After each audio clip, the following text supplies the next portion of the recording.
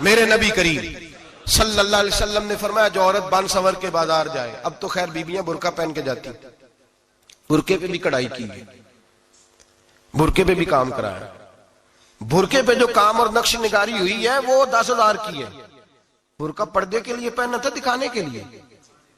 یہ کیسا برقع ہے کہ اس نے برقع بھی پہنا ہوا ہے اور برقع بھی اس نے فیشن والا پہن لیا ہے؟ یہ کس طرح کا؟ اس تو پردے کو پردے کی ضرورت پڑ گئی۔ میرے حبیب پاک علیہ السلام نے فرمایا بلا ضرورت، عورت کو اجازت ہے بیمار ہو تو ڈاکٹر کے پاس جائے، عورت کو اجازت ہے ضرورت پڑ جائے گھر میں سودا سلف نہ آتا ہو تو لینے چلی جائے، عورت کو اجازت ہے اگر گواہی کی ضرورت پڑ جائے تو پردہ کر کے قاضی عدالت کے پاس گواہی دینے جائے، عورت کو اجازت ہے حج پہ جائے، عورت کو اجازت ہے عمرے پہ جائے، عورت کو اجازت ہے کہ اگر کسی وقت جہاد کے لیے عورتوں کی ضرورت پڑ گئی تو حضرت فاطمہ اور جناب عائشہ کی سنت ادا کرے، جہاد کو جائے۔ لیکن اگر عورت موج کرنے جائے اور روز گئے وہ دیکھیں نا فلاں پارک میں تھے آپ تو کبھی گئے ہی نہیں، فلاں جگہ تھے آپ کے پاس تو فرصت ہی نہیں، فلاں میری سرگودے والی بہن کا خامن تو روز لے کے جاتا ہے آپ نے تو کبھی توجہ نہیں فرمائی۔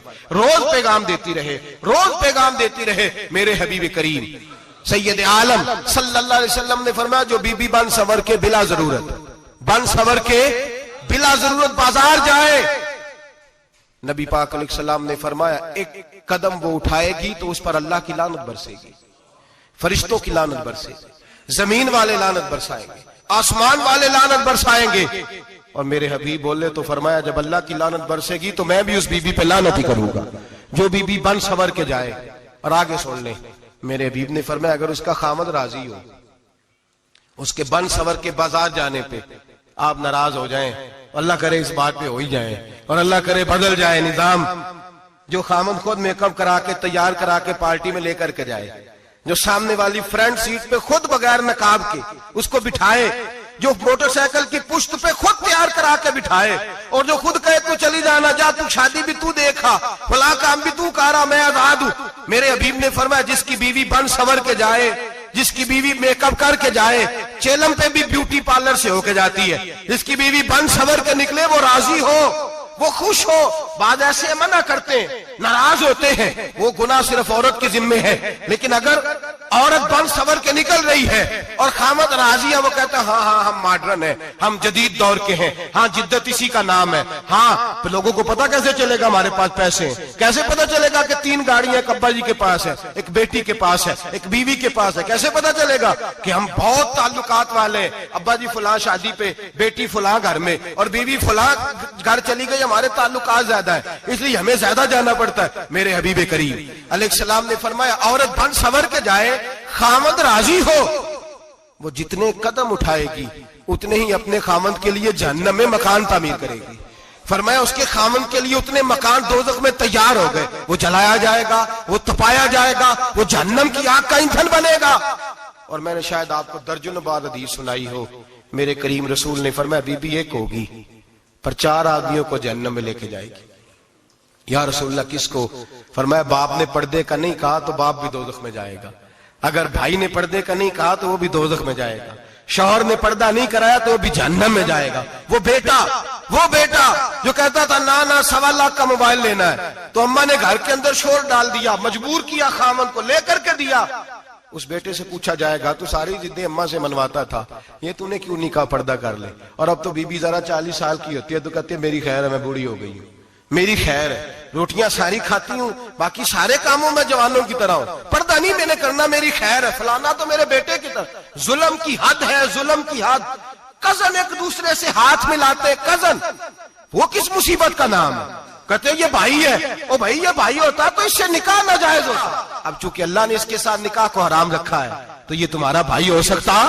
میرے رسول کریم صلی اللہ علیہ وسلم نے فرمایا سور نجس العین ہے، کتا بالکل ناپاک نہیں ہوتا، کتا بھیگ جائے تو بعد اوقات ناپاک ہوتا ہے، یا کتے کے منہ سے تھوک نکلے تو ناپاک ہوتی ہے، سور نجس العین ہے، پورا ناپاک، خشک بھی ہو تو ناپاک ہے۔ میرے حبیب پاک علیہ السلام نے فرمایا ایک سور ہو وہ پہلے ہی ناپاک، اور دوسرا پھر وہ سور گند میں لپٹا ہوا ہو، غلاظت اس سور کو لگی ہوئی ہو۔ فرمایا ایک تو سور جو نجس العین ہے اور پھر وہ گند میں لپٹ جائے، غلاظت میں بھر جائے، اس کے پورے وجود کو گندگی لگ جائے؟ فرمایا وہ سور گندگی اور غلاظت میں لپٹا ہوا تیرے جسم سے لگ جائے تو اتنا برا نہیں جتنا غیر محرم عورت کا وجود تیرے وجود سے لگ جائے تو برا ہے۔ کس قدر تفصیل دی، کہاں سے بات شروع کی اور کہاں میرے نبی نے سکھائی۔ کزن ہاتھ ملا رہی ہے، کزن کے ساتھ بازار جایا جا رہا ہے، کزن کے ساتھ فلاں کام ہو رہا ہے، کزن کو چچا کا بیٹا بھائی ہوتا ہے، اگر یہ سگا بھائی ہوتا تو اس کے ساتھ نکاح ناجائز ہوتا۔ خدا را آ جاؤ، لوٹ آؤ، واپس پلٹو دین کی طرف، لوٹو اس تباہی سے نکلو۔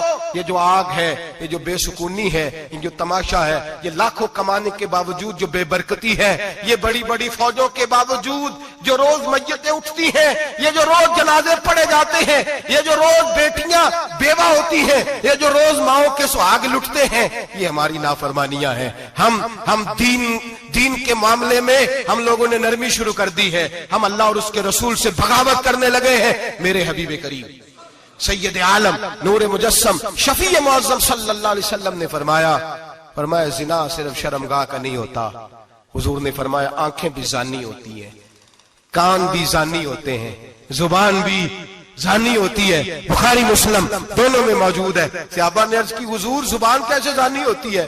فرمایا جو نماز کے باوجود گند بولتا ہے، غلیظ گفتگو کرتا ہے، وہ زبان کا زانی ہے۔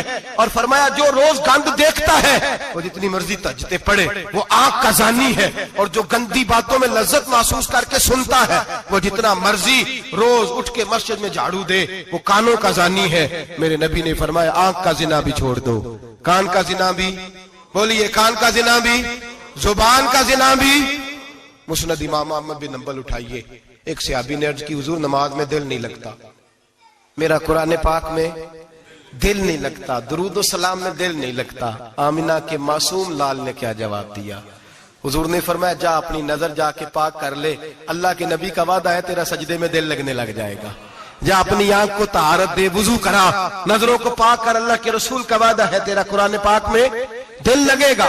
جا کے اپنی نظر کو پاک کر، وعدہ ہے تیری زبان پہ درود و سلام جاری ہو جائے گا، اللہ کا ذکر جاری ہو جائے گا۔ میرے بھائیوں، عورت کا پردہ، عورت کا حجاب دین میں اسی طرح فرض ہے جس طرح نماز فرض، جس طرح روزہ فرض ہے، جس طرح زکوٰۃ فرض ہے، اسی طرح عورت کا پردہ بھی فرض ہے۔ اگر کسی گھر میں عورت پردہ نہیں کرتی، اس گھر کے مکین سارے اللہ کے حضور جواب دے ہیں۔ میرے حبیب کریم علیہ السلام نے جس عورت کو پسند کیا، جس عورت کی تعریف کی، جس عورت کی بابت میرے نبی نے ارشاد فرمایا، وہ بڑے خوبصورت لفظ ہیں، صاحب احکام القرآن نے لکھے ہیں۔ میرے حبیب پاک نے صحابہ کی محفل سجائی، مجمع کھچا کھچ مسجد بھر گئی۔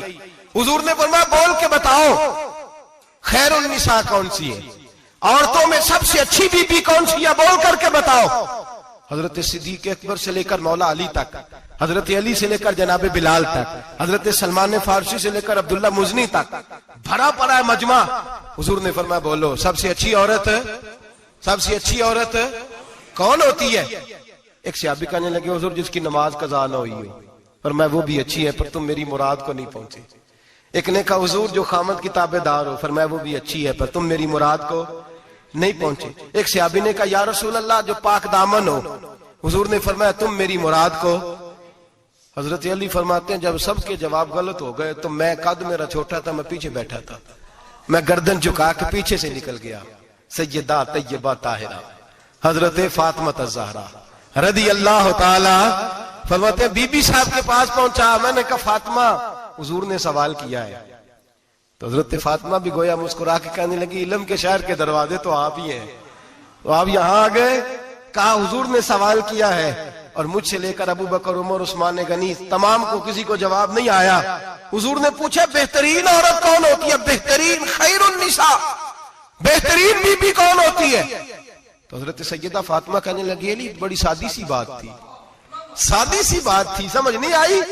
کہ فاطمہ بتلا دو اتنی سادی ہے تو۔ حضرت فاطمہ کہنے لگی سب سے بہترین عورت وہ ہوتی ہے نہ کبھی غیر محرم نے وہ بی بی دیکھی ہو، اگلے جملے بھی یاد رکھنے ہیں، نہ کبھی غیر محرم نے وہ بی بی دیکھی ہو، اور فرمایا نہ اس بی بی نے کبھی کوئی غیر محرم دیکھا ہو۔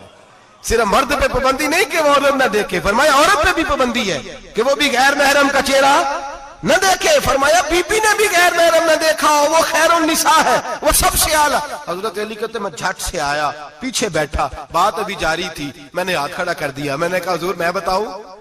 نبی پاک نے فرمایا بتلاؤ. تو کہتے میں نے کہا حضور بہترین بی بی وہ ہوتی ہے جس نے نہ کبھی غیر محرم دیکھا ہو اور نہ غیر محرم نے کبھی اسے دیکھا ہو. علی فرماتے ہیں میں نے جواب دیا تو میرے رسول کی آنکھوں میں آنسو آ گئے. حضور روئے اور فرماتے ہنستے مسکراتے اچانک صحابہ کے آنسو برسنے لگے. مجمع پہ کیف سا طاری ہو گیا, آنکھیں برسنے لگی.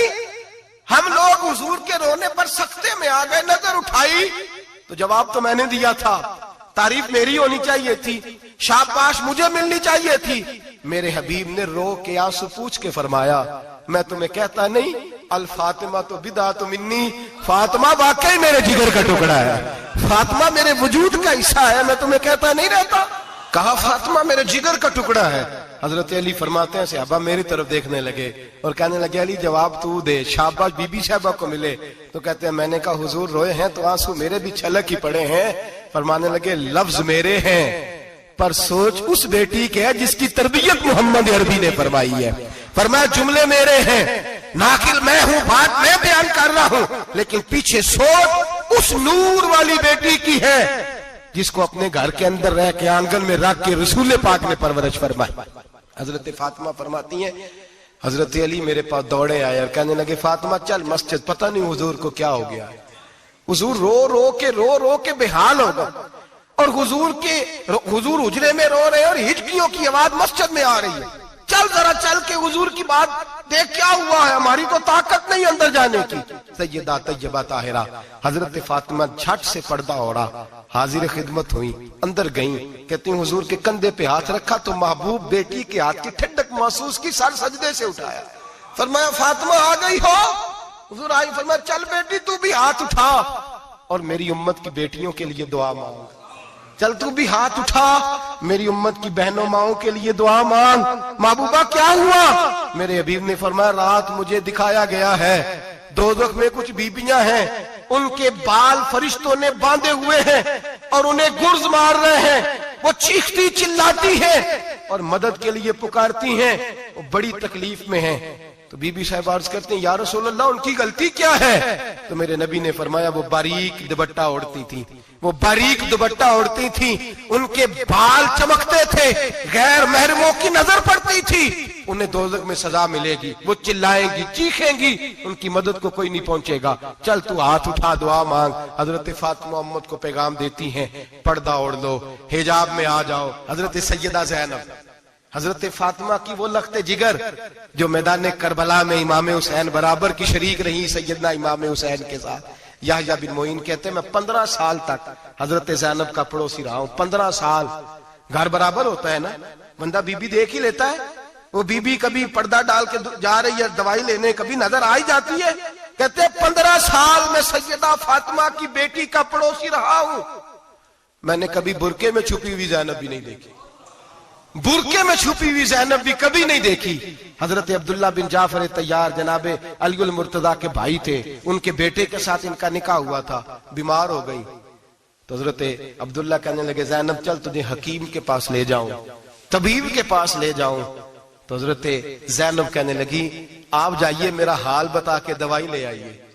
تو حضرت عبداللہ جعفر طیار کہنے لگے شریعت میں گنجائش ہے ڈاکٹر کے پاس جانے, حکیم کے پاس جانے کی گنجائش ہے, تو چلتی کیوں نہیں؟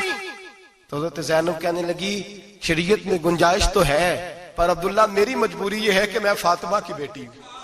شریعت میں گنجائش تو ہے پر میری مجبوری یہ ہے کہ میں حسین کی بہن ہوں. شریعت میں گنجائش ہے پر میں حسن کی بہن ہوں. شریعت میں بڑی گنجائش ہے پر لوگ مجھے محمد عربی کی نواسی کہتے ہیں.